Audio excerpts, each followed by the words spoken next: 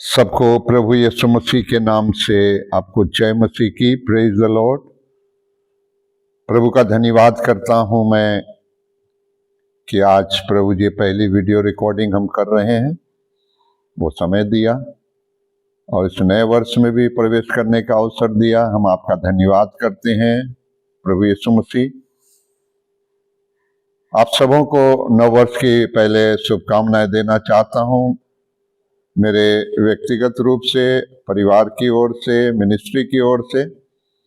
और ये नव वर्ष आप सबको मुबारक होने पाए और तमाम किस्म के सफलताओं को आप हासिल करने पाए, यही मेरी प्रार्थना होगी।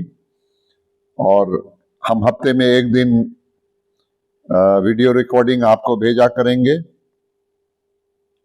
आप उसे सुन सकते हैं यूट्यूब पे, फेसबुक पर भी रहेंगी।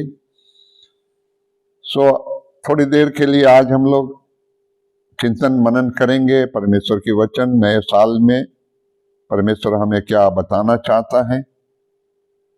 हम जानते हैं कि हर नए साल में हमारे बड़े रेजोल्यूशंस होते हैं, संकल्प लेते हैं और इच्छा होती है कि हम इस साल बड़े सफल होने पाए हर क्षेत्र में, चाहे बच्चे अपनी पढ़ाई में, किसान अपनी खेती में, मिनिस्टर्स अपनी मिनिस्ट्री में, हर परिवार अपने परिवार में सफलता को हासिल करना चाहते हैं। बहुत से लोग योजना भी बनाते हैं लेकिन असफल हो जाते हैं, उसके कुछ कारण हैं, हम आज उस पर बातचीत करेंगे। लोग असफल होने की योजना नहीं बनाते हैं परंतु योजना बनाने में वो असफल हो जाते हैं। इसीलिए हमको जो कुछ भी योजना बनाते हैं, मेरा सुझाव है कि आप परमेश्वर की आत्मा की अगुवाई में उस योजना को बनाएं ताकि आपकी योजना सफल होने पाए। कुछ लोग अपने लक्ष्य को पूरा करने के लिए ये सोचते रहते हैं कि मैं, और कहते रहते हैं कि मैं ये हासिल करना चाहता हूं, मैं वो पाना चाहता हूं, वो हासिल करना चाहता हूं। लेकिन मेरे प्रियो, मेरा सुझाव है कि परमेश्वर को यह बताने के बजाय कि मैं इस नए साल में इन बातों को हासिल करना चाहता हूं, परंतु आप परमेश्वर से ये पूछें कि परमेश्वर आप इस साल मेरे जीवन से क्या चाहते हैं। जब आपकी मनसा ऐसी रहेगी और परमेश्वर के अनुसार आप करते जाएंगे तो निश्चित रूप से परमेश्वर की इच्छा, आपकी इच्छा परमेश्वर में निरंतर पूरी होती जाएगी। आपको एक बात और बताना चाहता हूं मैं इस नए साल में, मेरे प्रियो, आप सफलता के लिए एक रणनीति बनाइए। आप, और रणनीति बड़ा आसान सा है जो बाइबल से मैंने सीखा है और आपको भी बताना चाहता हूं कि अपने दो बातें करना है। अपने लक्ष्य को जो आपने निर्धारण किया इस साल के लिए, उसको अपने दिमाग में और पवित्र आत्मा को अपने हृदय में आपको रखना है। ये दो बातें हैं। आपके गोल को अपने माइंड में रखिए और पवित्र आत्मा, होली स्पिरिट को अपने हार्ट में रखिए। और फिर देखिए आप अपनी इच्छाओं को पूरी करते चले जाएंगे। मेरे प्रिय, जो भी काम परमेश्वर को सौंपना है, नीति वचन 16 अध्याय के 3 पद में लिखा हुआ है, अपने कामों को यहोवा पर डाल दे, इससे तेरी कल्पनाएं सिद्ध होगी। आइए इस नए साल में सफलता के लिए हम यहोशू की पुस्तक से कुछ बात को सीखेंगे। उन 3 बात को जो बाइबल सिखाती है हमें, और यहोशू ने भी सीखा उस बात को और उस पर चला और उसने बड़े बड़े चुनौती का सामना करके सफल हुआ है। आज हम इस 2025 में थोड़े समय में इन बातों को हम लोग देखेंगे। वो यहोशू की पुस्तक पहले अध्याय में मिलता है और वो 8 पद में मिलता है, जिसमें 3 बातें लिखा गया है।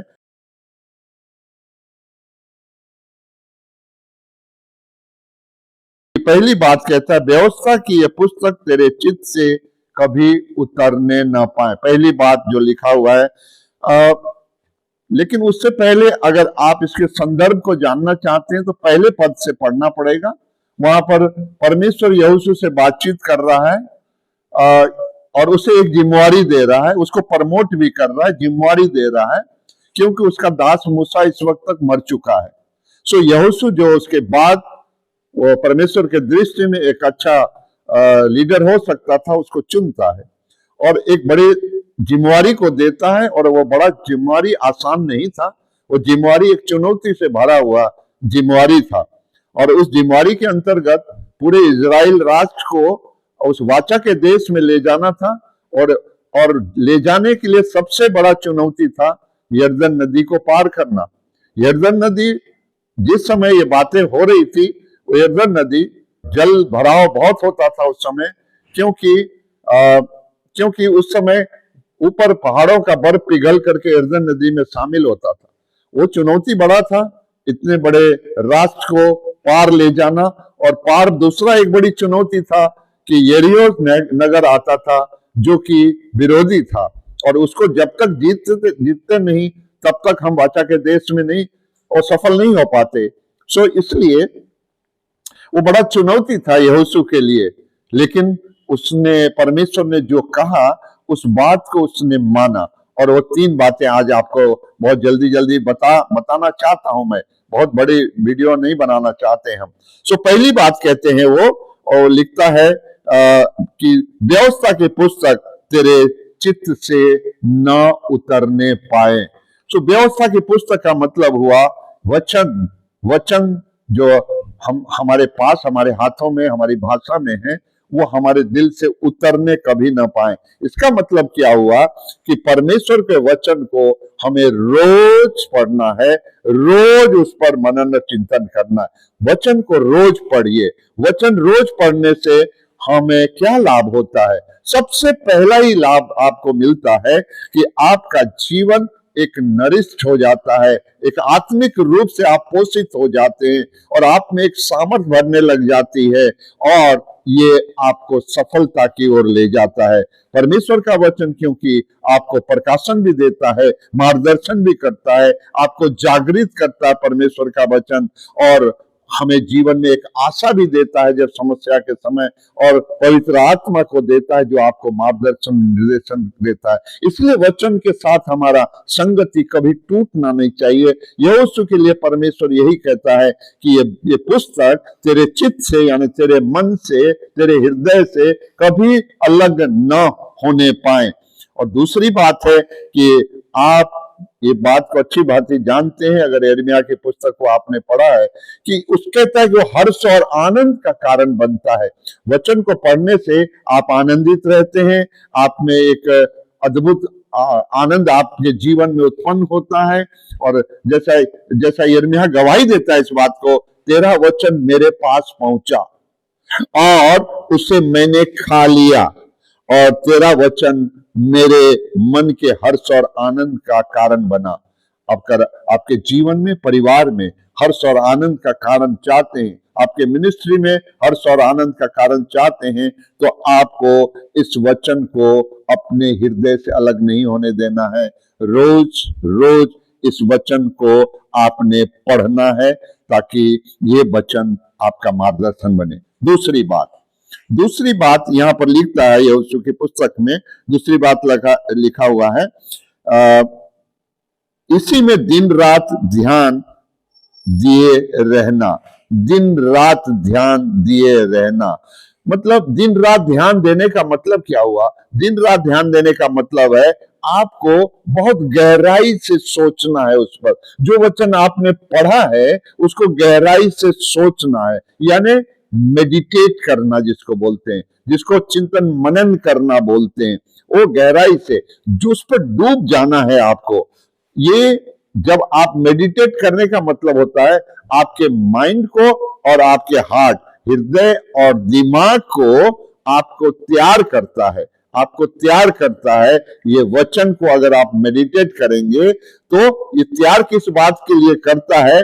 वो सब काम करने के लिए आपको तैयार करेगा, उस चुनौती के ऊपर लड़ने के लिए भी आपको तैयार करेगा, आपको हर बात को समझने के लिए आपको तैयार करेगा। कई बार हम समझ नहीं आता है, कई बार मनुष्य अपना दिमाग को लगा लेता है, जबकि बाइबल कहती है अपनी समझ का सहारा नहीं लेना, परंतु हम परमेश्वर से हट करके अपनी समझ को, इसलिए वो असफल हो जाते हैं। परंतु इस नए साल में हम चाहते हैं कि आप उन बात को ध्यान रखिए, जो वचन आप पढ़ते हो, वो वचन जो आपको साहस दे रहा है, प्रकाशन दे रहा है, जागृत कर रहा है, पवित्र आत्मा दे रहा है, उसकी सामर्थ को उपलब्ध करा रहा है, वो उस पर आप दिन रात ध्यान मेडिटेट करते रहना है। ध्यान केंद्रित करते रहिए, समझते रहिए, याद रखिए और आराधना के लिए तैयार होते जाइए। यही मेडिटेशन का एक महत्व होता है।